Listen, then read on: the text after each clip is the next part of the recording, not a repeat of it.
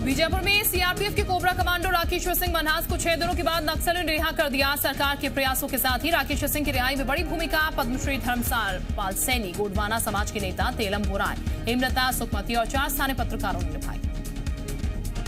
बीजापुर में सैकड़ों ग्रामीणों के बीच नक्सलियों ने राकेश्वर सिंह की सरकार की तरफ से गए मध्यस्थों को सौंपा, जहां से उन्हें सीआरपीएफ कैंप लाया गया। राकेश्वर सिंह के लौटने की खबर के बाद जम्मू स्थित उनके घर में भी खुशी का माहौल।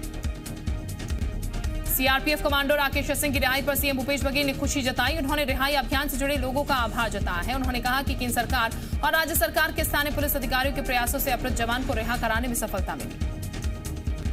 पीएम मोदी ने देश में बढ़ते कोरोना संकट पर मुख्यमंत्री के साथ मीटिंग की। मुख्यमंत्री के साथ मीटिंग के बाद प्रधानमंत्री मोदी ने कहा कि कोरोना से कुछ राज्यों में हालात चिंताजनक है, लेकिन परेशान होने की जरूरत नहीं है और न ही अभी संपूर्ण लॉकडाउन की जरूरत है।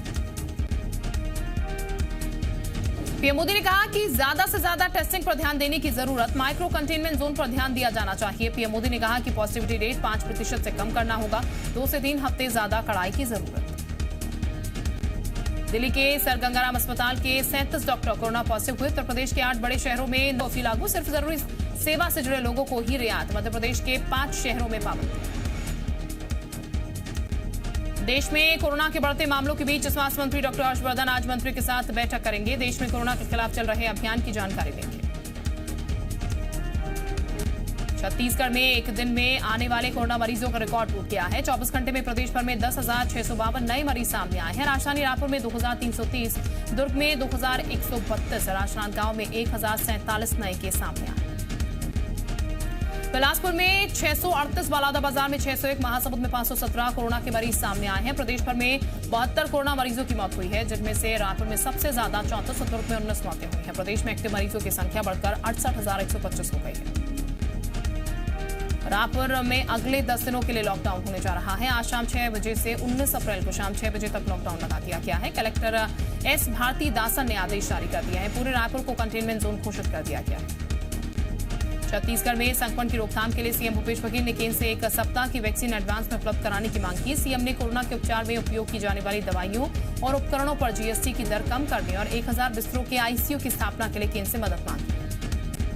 राजनांदगांव में बढ़ते कोरोना संक्रमण को देखते हुए प्रशासन ने 10 अप्रैल दोपहर 12 बजे से 19 अप्रैल सुबह 7 बजे तक लॉकडाउन का फैसला किया। इस दौरान सिर्फ जरूरी सेवाओं को ही छूट रही थी। पिछले 7 दिनों में राजनांदगांव में 25 लोगों की मौत कोरोना से हुई है, जिसके बाद प्रशासन में हड़कंप मच गया था। इसी को देखते हुए कलेक्टर ने जनप्रतिनिधियों, व्यापारिक संगठनों और सामाजिक संस्थाओं के साथ बैठक करके फैसला लिया।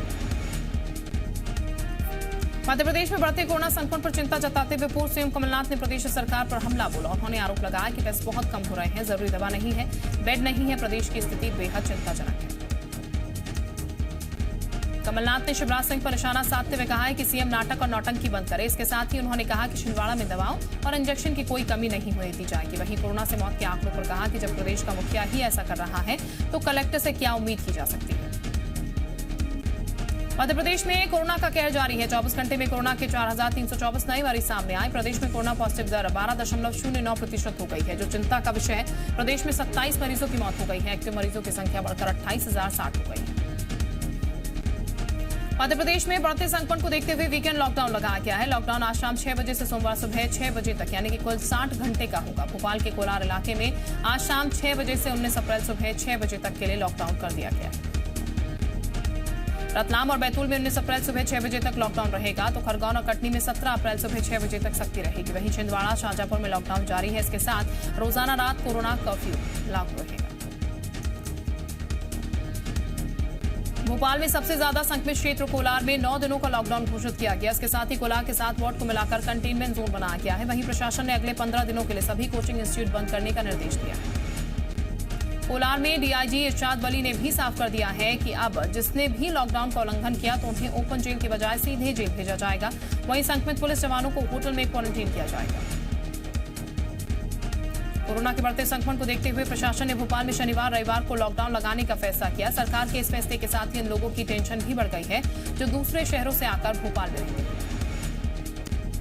तो वहीं कई लोगों को अंदेशा है कि सरकार फिर से टोटल लॉकडाउन लगा सकती है। यही वजह है कि भोपाल स्टेशन पर भीड़ देखी जा रही है। वहीं इस दौरान भोपाल रेलवे स्टेशन पर कई लोग बिना मास्क के भी नजर आए। रतलाम में बेकाबू कोरोना को रोकने के लिए जिला प्रशासन ने टोटल लॉकडाउन लगाने का फैसला किया। कल शाम 6 बजे से 19 अप्रैल सुबह 6 बजे तक लॉकडाउन रहेगा। इस दौरान मेडिकल स्टोर को छोड़कर सभी दुकानें बंद रहेंगी। रतलाम में दूध, सब्जी और राशन की डोर टू डोर व्यवस्था की जाएगी। लॉकडाउन की सूचना मिलते ही लोगों में जरूरी सामान खरीदने की होड़ मच गई है। लोग बिना मास्क के दिखे, सोशल डिस्टेंसिंग का भी पालन करते नहीं दिखे। कोरोना के बढ़ते संक्रमण को रोकने के लिए कटनी में भी लॉकडाउन लगाने का फैसला हुआ है। कलेक्टर प्रियंका मिश्रा ने कल शाम 6 बजे से 17 अप्रैल तक सुबह 6 बजे तक लॉकडाउन लगाने का आदेश दिया। लॉकडाउन के दौरान सिर्फ आवश्यक सेवाओं को छूट रहेगी। दतिया में भी कोरोना संक्रमण को देखते हुए लॉकडाउन लगा दिया गया है। आज शाम 6 बजे से 58 घंटों के लिए पूरा शहर लॉक रहेगा। कलेक्टर ने कहा है कि इस पाबंदी को इसलिए लागू किया जा रहा है जिससे कोरोना संक्रमण की चेन तोड़ी जा सके। दतिया में कोरोना की स्थिति अन्य जिलों से थोड़ी बेहतर है, लेकिन पिछले कुछ दिनों में यहां भी तेजी से केस मिल रहे हैं। इसके लिए लोगों का जागरूक होना और नियमों का पालन करना अनिवार्य है। मध्य प्रदेश के विधायकों को कोरोना टीका लगवाने में रुचि नहीं दिख रही है। अभी तक 229 विधायकों में से सिर्फ 96 विधायकों में ही कोविड वैक्सीन लगाई गई है। ऐसे में अब विधानसभा अध्यक्ष गिरीश गौतम ने विधायकों को तत्काल वैक्सीन लगवाने के लिए पत्र लिखा है। मध्य प्रदेश में बढ़ते कोरोना संक्रमण के चलते जीएमपीसीजी की बात करते हुए स्कूल शिक्षा मंत्री इंदर सिंह परमार ने कहा, कोरोना से हालात चिंताजनक है, जबकि कोरोना का प्रभाव रहेगा तब तक स्कूल खुलने की स्थिति में नहीं है। ग्वालियर में कोरोना के मामले लगातार बढ़ रहे हैं, जिसको रोकने के लिए लोगों को जागरूक किया जा रहा है। इसके साथ सख्ती भी बरती जा रही है। कमिश्नर, आईजी, कलेक्टर, एसपी समेत कई बड़े अधिकारियों ने सड़क पर उतरकर लोगों को मास्क लगाने के लिए जागरूक किया। ग्वालियर में मास्क न लगाने वालों का चालान भी काटा गया। कलेक्टर ने बताया कि 7,000 लोगों का चालान काटकर 7 लाख रुपए जुर्माना वसूला गया है। उन्होंने कहा यह अभियान लगातार चलता रहेगा। इंदौर, भोपाल के बाद जबलपुर भी कोरोना संक्रमण के हॉटस्पॉट में तब्दील होता जा रहा है। इसके बाद भी आम लोग लापरवाही करने से नहीं चूक रहे। बाजार हो या रेलवे स्टेशन, हर जगह सोशल डिस्टेंसिंग की धज्जियां उड़ाई जा रही हैं। जबलपुर के बाजारों में कोविड गाइडलाइंस का उल्लंघन करने वालों के चालान भी काटे जा रहे हैं और ओपन जेल में भी भेजा जा रहा है। लेकिन रेलवे स्टेशन का हाल बुरा है। ना तो लोग 2 गज की दूरी का ख्याल रख रहे हैं और ना ही मास्क पहने हुए दिख रहे हैं। मध्य प्रदेश में कोरोना के मरीजों की संख्या बढ़ने के बाद रेमडेसिविर इंजेक्शन की कमी देखने को मिल रही है। ऐसा ही नजारा जबलपुर में भी देखने को मिल रहा है।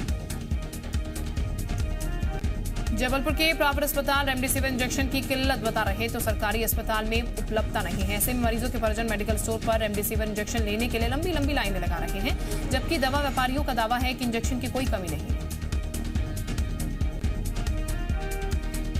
उज्जैन के माधवनगर कोविड अस्पताल में 5 मरीजों की मौत के बाद उनके परिजनों ने जबरदस्त हंगामा किया। आरोप की बीजेपी के कुछ कार्यकर्ताओं ने पथराव किया। इस दौरान जब एडिशनल कलेक्टर मौके पर पहुंचे तो परिजनों ने उन पर भी हमला कर दिया।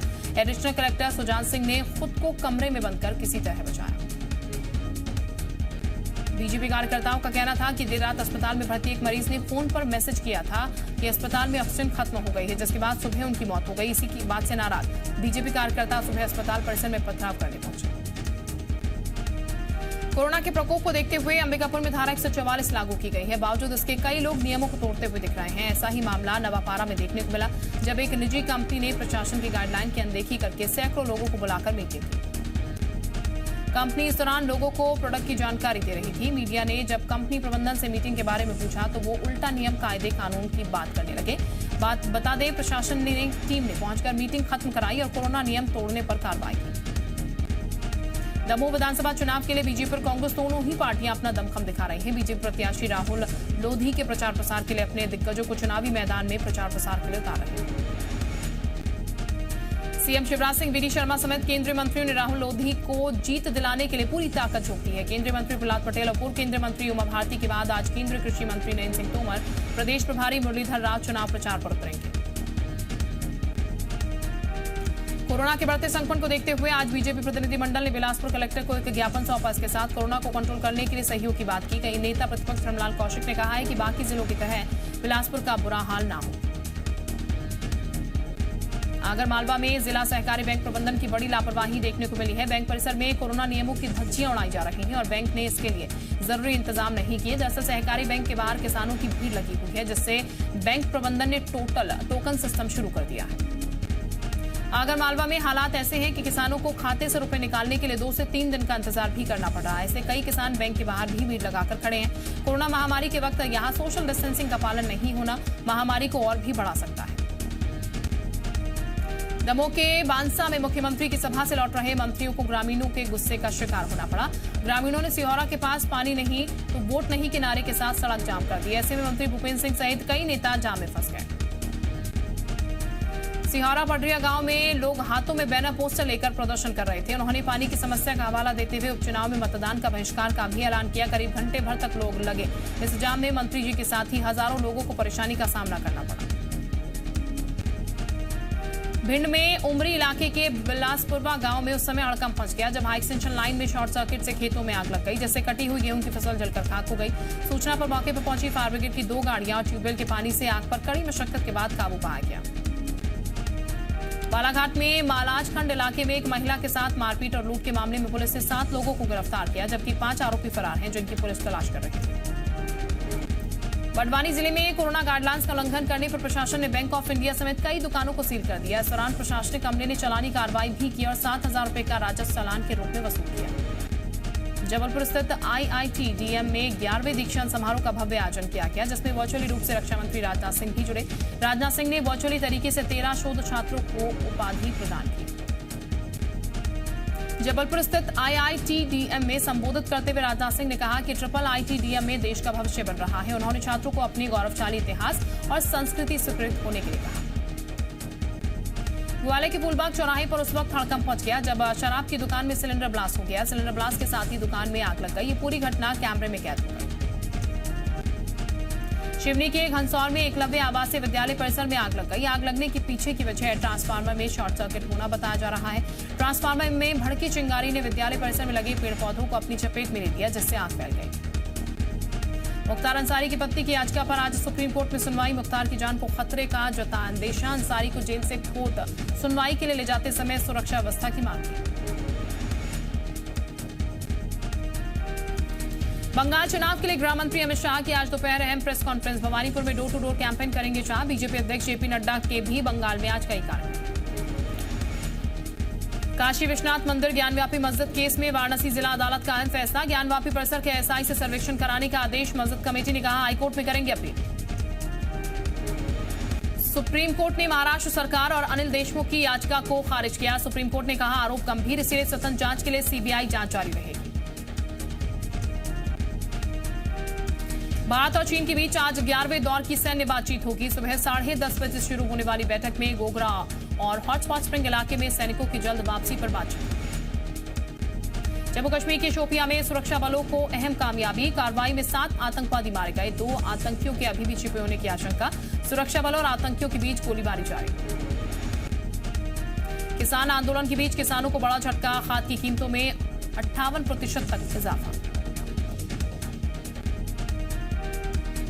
अंबानी बंधुओं पर लगा 25 करोड़ का जुर्माना। 20 साल पुराने मामले में सेबी का आदेश। लोन मोटोरियल पर अच्छी खबर। एक्स्ट्रा ब्याज की पुख्ता वापसी के लिए RBI ने जारी किया नया निर्देश। SBI म्यूचुअल फंड का संपत्ति आधार 5 लाख करोड़ रुपए के पार। ये उपलब्धि हासिल करने वाली देश की पहली म्यूचुअल फंड कंपनी है। नोकिया ने एक साथ 6 मोबाइल फोन किए लॉन्च। कंपनी के इस नए लॉन्च में C सीरीज, G सीरीज और X सीरीज के फोन हैं शामिल।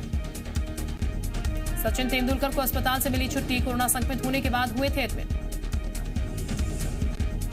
गेंदबाज भुवनेश्वर कुमार को ICC ने सर्वश्रेष्ठ खिलाड़ी पुरस्कार के लिए किया नॉमिनेट। राशिद खान और सीन विलियम के नाम भी शामिल।